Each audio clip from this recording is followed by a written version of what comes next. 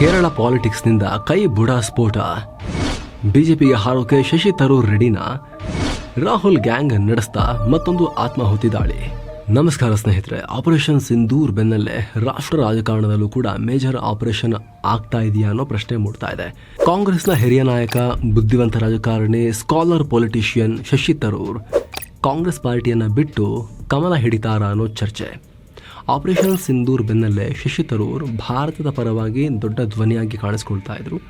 ಸರ್ಕಾರದ ವಕ್ತಾರರಂತೆ ಇಂಟರ್ನ್ಯಾಷನಲ್ ಮೀಡಿಯಾಸ್ಲೂ ಮಾತನಾಡ್ತಾ ಇದ್ರು. ಕಾಂಗ್ರೆಸ್ ಪಾರ್ಟಿ ಹೈಕಮಾಂಡ್ನಿಂದ ಗ್ರೀನ್ ಸಿಗ್ನಲ್ ಇಲ್ಲ ಅಂದ್ರೂ ಕೂಡ ಸಂಸದರ ನಿಯೋಗ ಮುನ್ನಡೆಸೋ ಸರ್ಕಾರದ ಆಫರ್ ಅನ್ನ ಒಪ್ಕೊಂಡಿದ್ರು. ಇದೀಗ ಕೈ ಹೈಕಮಾಂಡ್ಗೆ ಇರುಸು ಮುರುಸು ಉಂಟು ಮಾಡಿದ್ದು ಮೆಣಸಿನಕಾಯಿ ಇಟ್ಟಂತಾಗಿದೆ.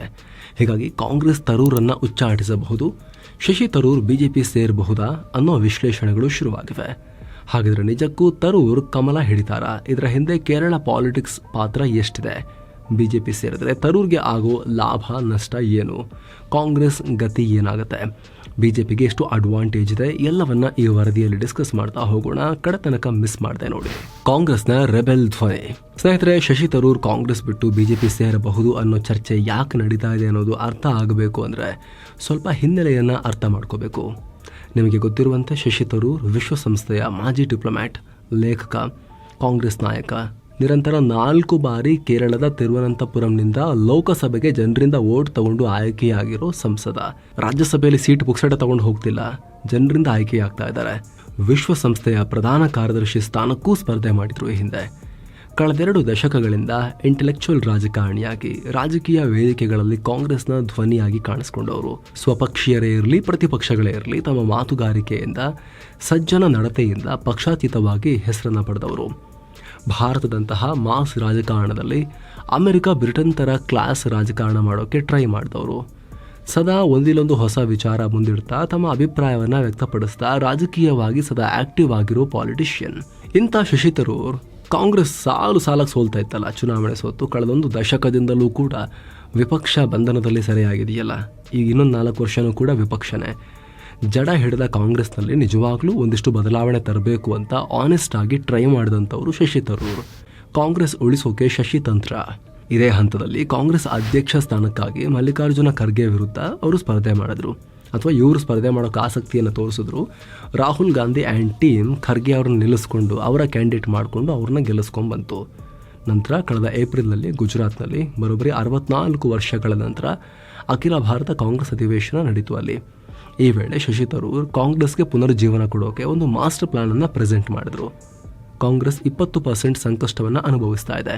ಅಂದರೆ ಹಿಂದೆ ಕಾಂಗ್ರೆಸ್ಗೆ ವೋಟ್ ಮಾಡಿದ್ದ 20% ಜನ ವೋಟ್ ಮಾಡ್ತಾ ಇಲ್ಲ. ಈಗ ಅವ್ರನ್ನ ವಾಪಸ್ ಪಡ್ಕೋಬೇಕಾದ್ರೆ ಪಾರ್ಟಿಲಿ ಒಂದಷ್ಟು ಬದಲಾವಣೆ ಆಗಬೇಕು ಅಂತ ಹೇಳಿದರು. ಜನರಿಗೆ ಕಾಂಗ್ರೆಸ್ ಸದಾ ನೆಗೆಟಿವ್ ಮಾತಾಡುತ್ತೆ ಅನ್ನೋದ್ರ ಬದಲು ಕನ್ಸ್ಟ್ರಕ್ಟಿವ್ ಕ್ರಿಟಿಸಿಸಮ್ನ ನೀಡಬೇಕು. ಕಾಂಗ್ರೆಸ್ ಎಲ್ಲದನ್ನೂ ವಿರೋಧಿಸುತ್ತೆ ಅನ್ನೋ ಮನಸ್ಥಿತಿಯನ್ನು ಚೇಂಜ್ ಮಾಡ್ಕೋಬೇಕು. ಅಸಮಾನತೆ ಬಗ್ಗೆ ಕಳವಳ ವ್ಯಕ್ತಪಡಿಸೋದು ಸರಿ, ಆದರೆ ಹಾಗಂತ ನಮ್ಮ ಸರ್ಕಾರ ಬಂದರೆ ಎಲ್ಲ ಸಂಪತ್ತನ್ನು ಡಿಸ್ಟ್ರಿಬ್ಯೂಟ್ ಮಾಡುತ್ತೆ ಅನ್ನೋ ಮೆಸೇಜ್ ಹೋಗಬಾರ್ದು. ನಮ್ಮ ಪಕ್ಷ ಸದಾ ನಿರುದ್ಯೋಗದ ಬಗ್ಗೆ ಮಾತನಾಡುತ್ತೆ, ಆದರೆ ನಿರುದ್ಯೋಗ ಸರಿ ಮಾಡೋಕೆ ನಮ್ಮ ಬಳಿ ಯಾವ ಪ್ಲಾನ್ ಇದೆ? ನಮ್ದೇನು ಪ್ಲಾನ್, ವಿಷನ್ ಏನು? ಈ ಅಧಿವೇಶನದಲ್ಲಿ ನಾವು AI, ರೋಬೋಟಿಕ್ಸ್ ಪರವಾಗಿ ಇದ್ದೀವಿ ಅಂತ ನಿರ್ಣಯವನ್ನು ಪಾಸ್ ಮಾಡಿದ್ದೀವಿ. ಆದರೆ ಇದರಿಂದಲೂ ಜಾಬ್ ಲಾಸ್ ಆಗುತ್ತಲ್ಲ.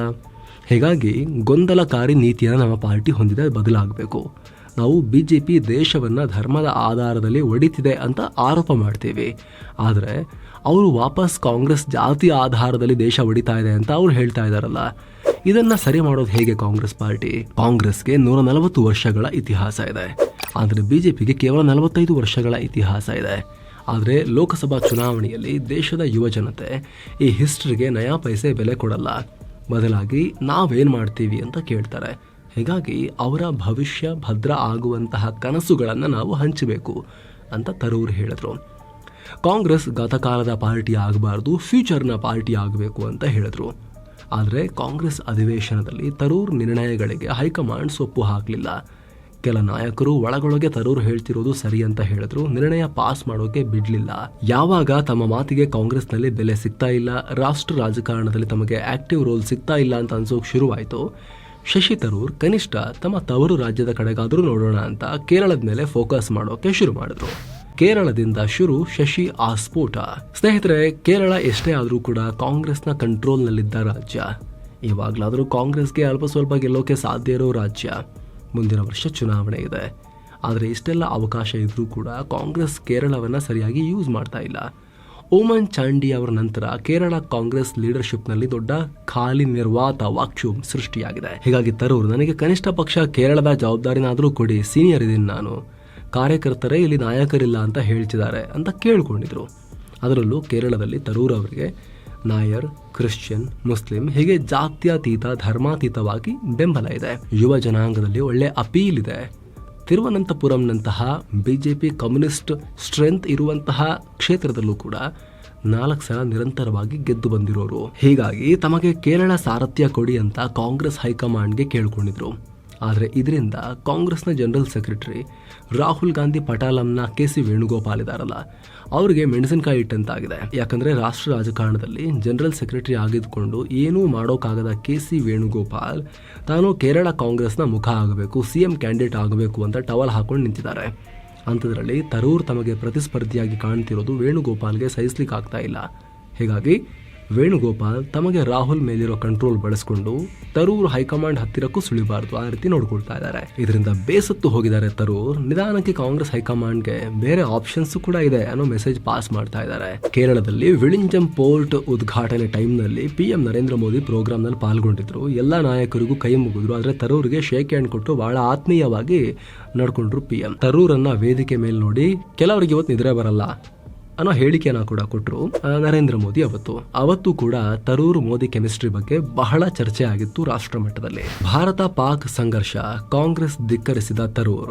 ಶಶಿ ತರೂರ್ ಇತ್ತೀಚಿನ ದಿನಗಳಲ್ಲಿ ಇವನ್ ಆಪರೇಷನ್ ಸಿಂಧೂರ್ಗೂ ಮುಂಚೆನೆ ಮೋದಿ ಸರ್ಕಾರಕ್ಕೆ ಒಂದು ರೀತಿ ಅನುಕೂಲ ಆಗೋ ರೀತಿಯಲ್ಲಿ ಹೇಳಿಕೆಗಳನ್ನ ಕೊಡೋಕೆ ಶುರು ಮಾಡಿದ್ರು. ಹಾಗೆ ನೋಡಿದ್ರೆ ತರೂರ್ ಹಲವು ಸಲ ಈ ರೀತಿ ಪಕ್ಷಾತೀತವಾಗಿ ಕೆಲವೊಂದು ನಡೆಗಳನ್ನ ಹೊಗಳಿದ್ದಾರೆ. ಇತ್ತೀಚೆಗೆ ಕಮ್ಯುನಿಸ್ಟರು ಪರವಾಗಿಲ್ಲ, ಕೇರಳದಲ್ಲಿ ಕ್ಯಾಪಿಟಲಿಸಂಗೆ ಆದ್ಯತೆ ಕೊಡ್ತಾ ಇದ್ದಾರೆ, ಹೂಡಿಕೆಗಳು ಬರ್ತಾ ಇದ್ದಾವೆ ಅಂತ ಕೇರಳ ಕಾಂಗ್ರೆಸ್ ಕಣ್ಣಿಗೇನೆ ಮೆಣಸಿನಕಾಯಿ ಹಾಕಿದ್ರು. ಅದೇ ರೀತಿ ಮೋದಿ ಸರ್ಕಾರದ ನಿಲುವುಗಳನ್ನು ಹೊಗಳ್ತಾ ಇದ್ರು ಕೆಲವೊಂದಷ್ಟನ್ನ. ಆದರೆ ಕಾಂಗ್ರೆಸ್ನಲ್ಲಿ ಶಶಿ ತರೂರನ್ನ ಕಡೆಗಣಿಸಲಾಗ್ತಾ ಇದೆ ಅನ್ನೋ ಚರ್ಚೆ ಶುರುವಾದ ನಂತರ ಈ ಮಾತುಗಳಿಗೆ ಇನ್ನೂ ಹೆಚ್ಚಿನ ಮಹತ್ವ ಬರ್ತಾ ಇದೆ. ಪಹಲ್ಗಾಮ್ ದಾಳಿ ನಂತರ ಭದ್ರತಾ ವೈಫಲ್ಯದ ಪ್ರಶ್ನೆ ಬಂದಾಗ ತರೂರ್ ಸರ್ಕಾರವನ್ನ ಸಮರ್ಥನೆ ಮಾಡಿಕೊಂಡಿದ್ರು. ಇದು ಕೂಡ ಕಾಂಗ್ರೆಸ್ಗೆ ಇರುಸು ಮುರುಸು ಉಂಟು ಮಾಡಿತ್ತು. ಆದರೆ ಆಪರೇಷನ್ ಸಿಂಧೂರ್ ನಂತರ ತರೂರ್ ಮಾತಿನ ಧಾಟಿಗೆ ಬೇರೆಯದೇ ಆಯಾಮ ಸಿಕ್ಕಿದೆ. ಭಾರತ ಪಾಕ್ ಸಂಘರ್ಷದ ನಂತರ ಜಾಗತಿಕ ಮಾಧ್ಯಮಗಳಲ್ಲಿ ಭಾರತದ ಪರವಾಗಿ ಯಾರೂ ಹೆಚ್ಚು ಮಾತನಾಡ್ತಿರ್ಲಿಲ್ಲ. ಆ ಜಾಗವನ್ನ ತರೂರ್ ತುಂಬಿದ್ರು. ಇಂಟರ್ನ್ಯಾಷನಲ್ ಮೀಡಿಯಾಗಳಲ್ಲಿ ಭಾರತದ ವಾದವನ್ನ ಸಮರ್ಥವಾಗಿ ಮುಂದಿಟ್ರು. ಆದರೆ ಈ ವೇಳೆ ತರೂರ್ ಕಾಂಗ್ರೆಸ್ನ ಪಾರ್ಟಿ ಲೈನ್ ಬದಿಗಿಟ್ಟು ಮಾತನಾಡ್ತಿದ್ದಾರೆ. ಭಾರತ ಪಾಕ್ ವಿಚಾರದಲ್ಲಿ ಟ್ರಂಪ್ ಯಾಕೆ ಬಂದರು, ಟ್ರಂಪ್ ಮಧ್ಯಸ್ಥಿಕೆಗೆ ಯಾಕೆ ಅವಕಾಶ ಕೊಟ್ರಿ ಅಂತ ಸರ್ಕಾರವನ್ನು ಟೀಕೆ ಮಾಡೋದು ಕಾಂಗ್ರೆಸ್ನ ನಿಲುವಾಗಿತ್ತು. ಆದರೆ ತರೂರ್ ನೇರವಾಗಿ ಟ್ರಂಪ್ ಮಧ್ಯಸ್ಥಿಕೆ ವಹಿಸಿದ್ರು ಅನ್ನೋದರಲ್ಲಿ ಹೆಚ್ಚು ಸತ್ವ ಇಲ್ಲ. ಟ್ರಂಪ್ ಮಾತುಗಳನ್ನು ತುಂಬ ಸೀರಿಯಸ್ ಆಗಿ ಯಾರೂ ತಗೊಳ್ಳಲ್ಲ. ಮಾತುಕತೆಗೆ ಅಮೆರಿಕ ಸ್ವಲ್ಪ ನೆರವಾಗಿರ್ಬೋದು ಅಷ್ಟೇ, ಆದರೆ ಇದನ್ನು ಮಧ್ಯಸ್ಥಿಕೆ ಅನ್ನಕ್ಕಾಗಲ್ಲ ಅಂತ ಸರ್ಕಾರದ ಲೈನ್ ಏನಿದೆ ಅದನ್ನೇ ಪುನರುಚ್ಚಾರ ಮಾಡಿದ್ರು. ಹೀಗಾಗಿ ಇನ್ನಷ್ಟು ಕಾಂಗ್ರೆಸ್ ಹೈಕಮಾಂಡ್, ಸೋ ಕಾಲ್ಡ್ ಹೈಕಮಾಂಡ್ನ ಕಣ್ಣನ್ನ ಕೆಂಪು ಮಾಡಿದ್ದಾರೆ. ತರೂರ ಮಾತಿಗೆ ರಿಯಾಕ್ಟ್ ಮಾಡಿರೋ ಕಾಂಗ್ರೆಸ್ ವಕ್ತಾರ ಜಯರಾಮ್ ರಮೇಶ್, ಅದು ಅವರ ವೈಯಕ್ತಿಕ ನಿಲುವು, ಪಕ್ಷದ ನಿಲುವು ಅಲ್ಲ ಅಂತ ಹೇಳಿ ಮೈಕನ್ನ ಹಿಂಗೆ ದೂರಕ್ಕೆ ಬಿಸಾಡಿದ್ದು ಕೂಡ ವೈರಲ್ ಆಯಿತು.